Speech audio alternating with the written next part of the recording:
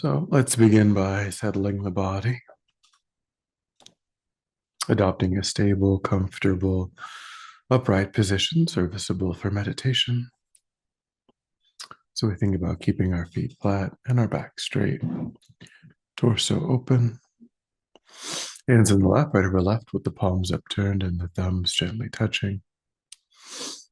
Our eyes are gently closed or slightly open, making sure we let in enough light to remain alert. We try to maintain an awareness of not slouching, not leaning. We also let go of any unnecessary tension or rigidity in the body, just relaxing into a stable, comfortable, upright position, allowing the body to fall into place.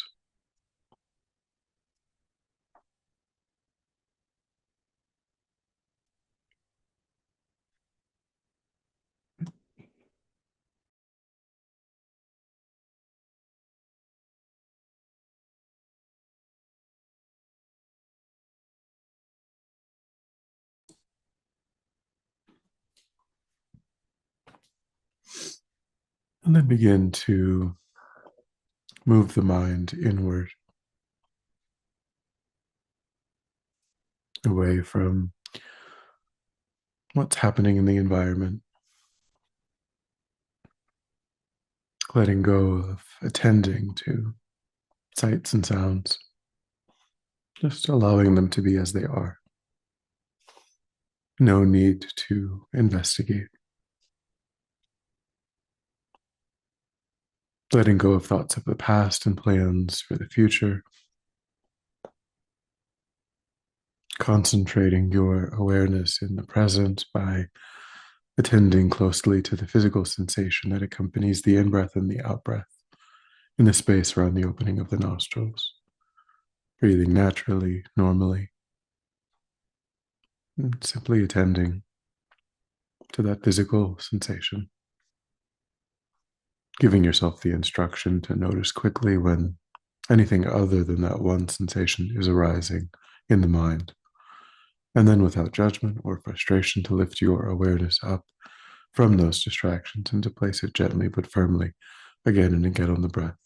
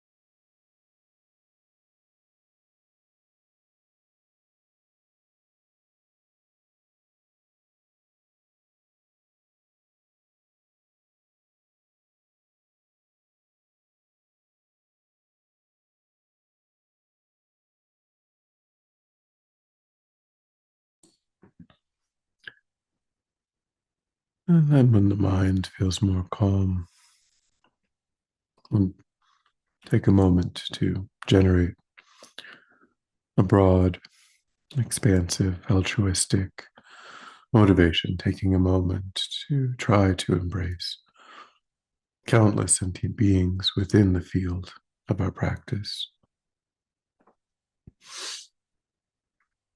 As we contemplated last time, all of these sentient beings have had limitless opportunities to be in relationship to oneself as one's mother, one's father, one's caregiver,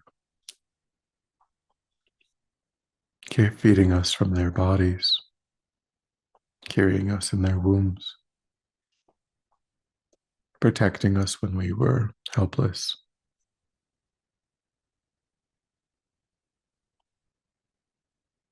providing our first education.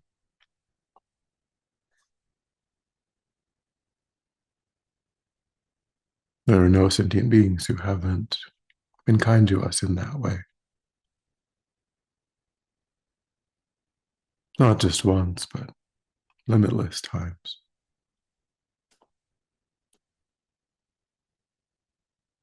And yet, in the lives of these kind, mother sentient beings, although just like oneself, they wish to be happy, they wish to be free of even the slightest suffering. They meet with difficulties, painful conditions, without choice again and again.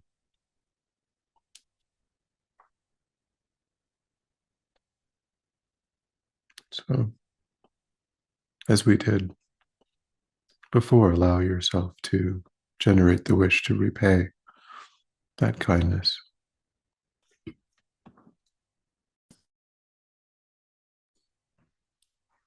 And think that the highest form of repaying that kindness is to help sentient beings to be successful ultimately in achieving their goal of true, uncontaminated happiness, their goal of complete freedom from suffering. And that will depend upon transforming my own mind, becoming capable, leading sentient beings into such a state. I think that process of transforming my mind for that purpose is the purpose of our time.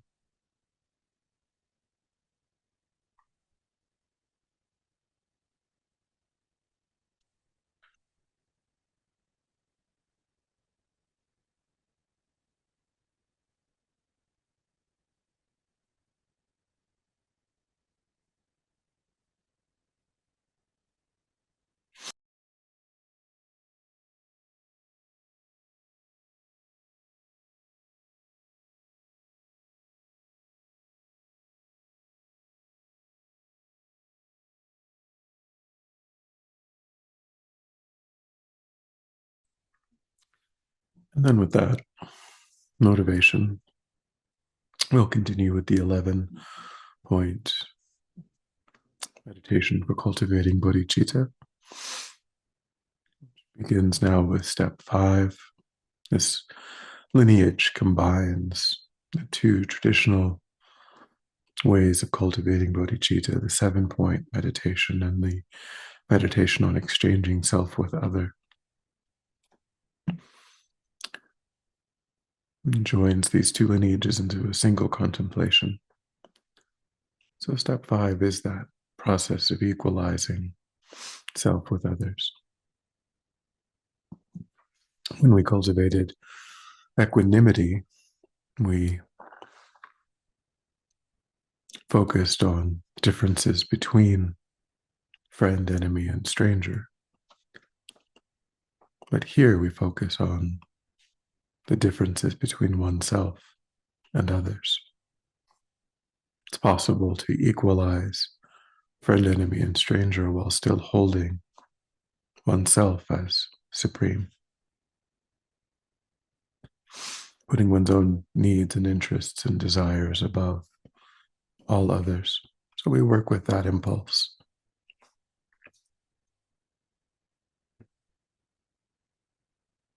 So recognize that that impulse is driving the show, as Venerable Rabina says, in our lives at present. That right now, my headache is more important than your headache. My hunger is more important than your hunger.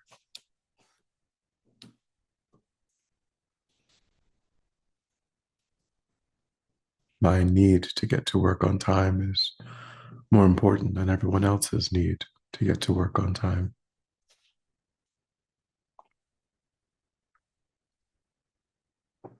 Recognize that we live with this impulse all day, every day.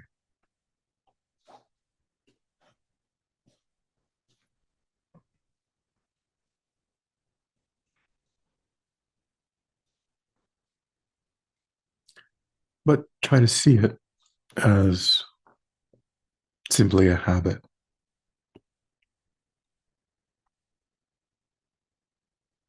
There's no underlying logic or reasoning that supports this preoccupation with one's own interests.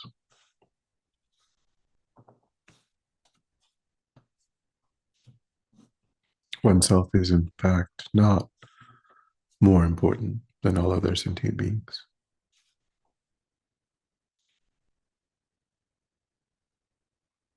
One's own desire to be happy, one's own desire to be free of negativity is completely equal with that of every other sentient being.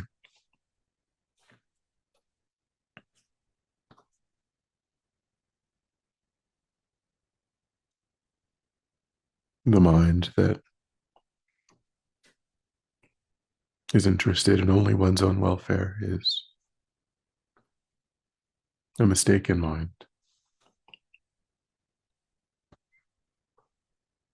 The mind that's willing to harm others to get what one wants is an afflicted mind. A mind that's responsible for our suffering. We think that giving in to self-interest, self-preoccupation again and again will bring happiness. But it never does. Makes us anxious,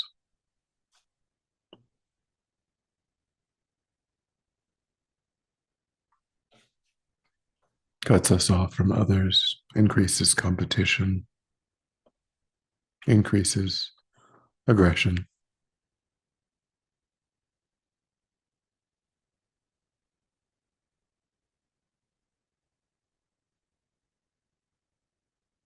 Makes us fragile, unable to tolerate difficulty.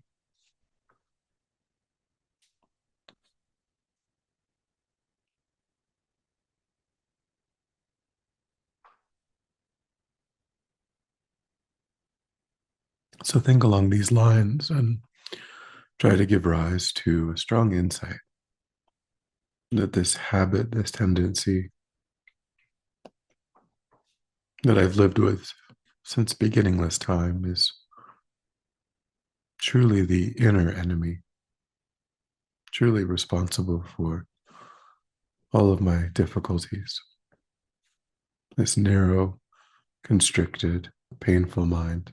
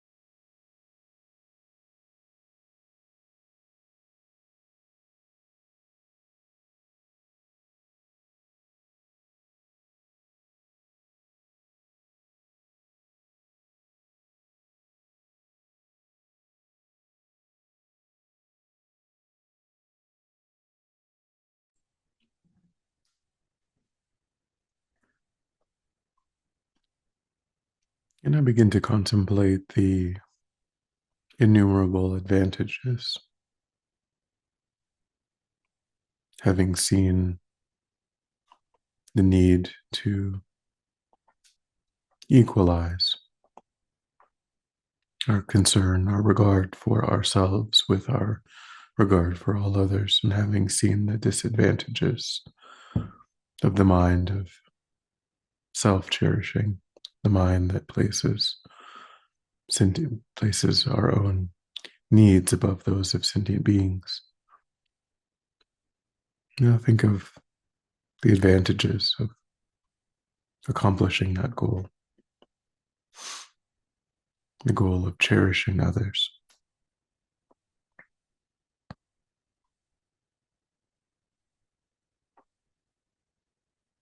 Think how every happiness actually flows paradoxically from giving up the mind that seeks only one's own welfare, adopting the brave attitude that is even more interested with the needs of others.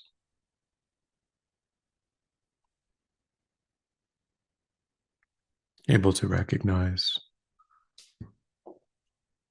that the real meaning of life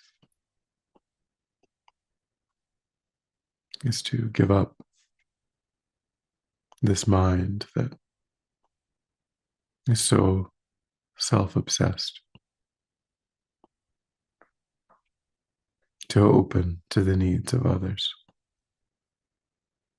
That wide open perspective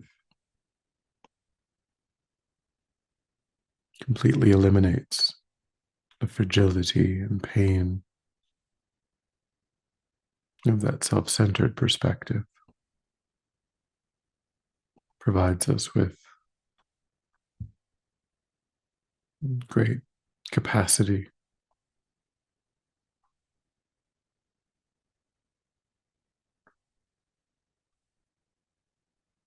mind of tremendous courage. It's able to continue to work joyfully for the benefit of others.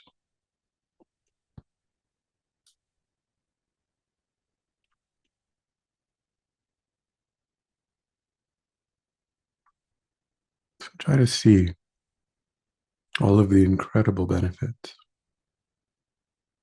that flow from such a mind.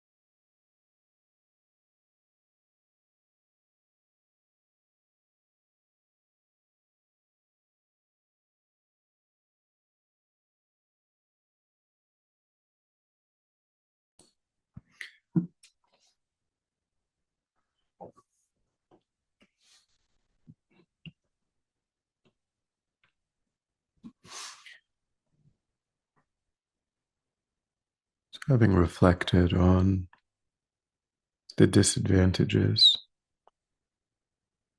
of this self preoccupation and the advantages of cherishing others. Now we move on to actually adopting a mind that does cherish others even more than oneself. So think in your own life, bring to mind a couple of examples of the mind of self cherishing, feeling the immediacy, the intensity of how the mind responds to one's own suffering, the pursuit of one's own happiness.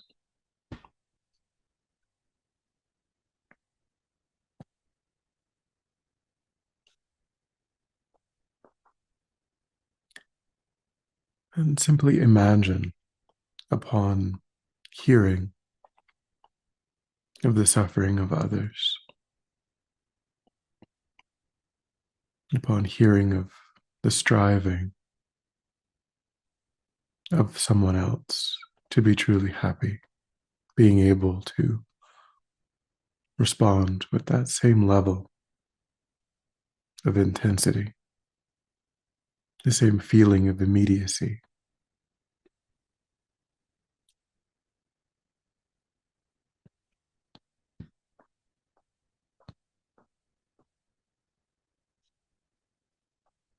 I think that's the habit that I should be cultivating.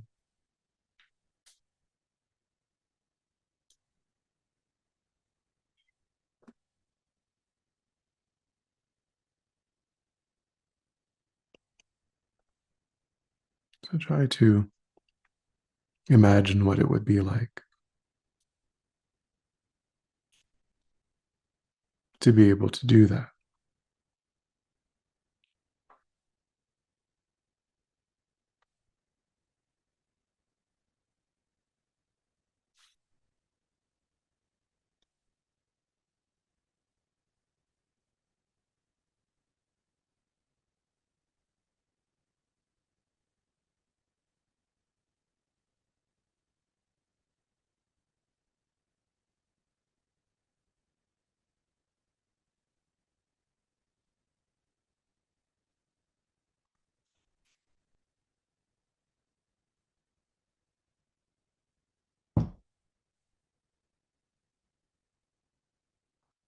Just simply dissolving the habit that only my interests are important.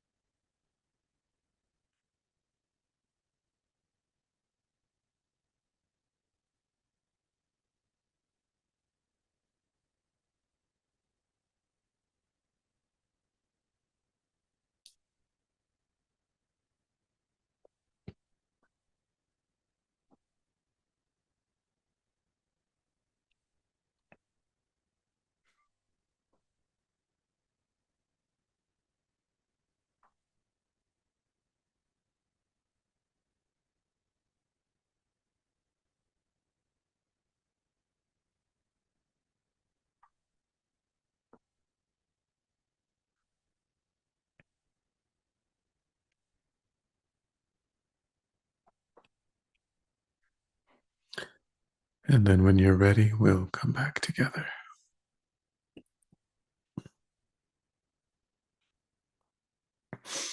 And we'll dedicate. So recollect your altruistic motivation and think that by having engaged in this contemplation, you've actualized that motivation, which has generated positive energy in your mind. And think that you freely offer the fruit of your practice, that positive energy, for the benefit of all sentient beings without exception. Thinking strongly when this positive energy ripens, may it serve as a cause and condition to eliminate war, conflict, poverty, famine, disease, disasters, all painful inner and outer conditions. May it fully ripen the minds of all sentient beings. May they quickly meet perfect teachers and arise in the state of full enlightenment. May I too achieve the state of enlightenment so that I might work for the benefit of sentient beings perfectly. May any obstacles facing the Guru's long life be completely dispelled. May I and all sentient beings in this moment come under the joyful care and guidance of enlightened beings. May we be guided and protected until we swiftly achieve that state of enlightenment. So we can pause here and also bring to mind those that we are karmically connected to or in need of healing and protection. Our dear friend Lou DeSantis, Eric Gustafson, people at our center who are facing extreme health challenges, maybe nearing the ends of their lives. I think of those that we're karmically connected to, recognizing that that karmic connection allows us to particularly benefit sentient beings. So think, who is that in your life?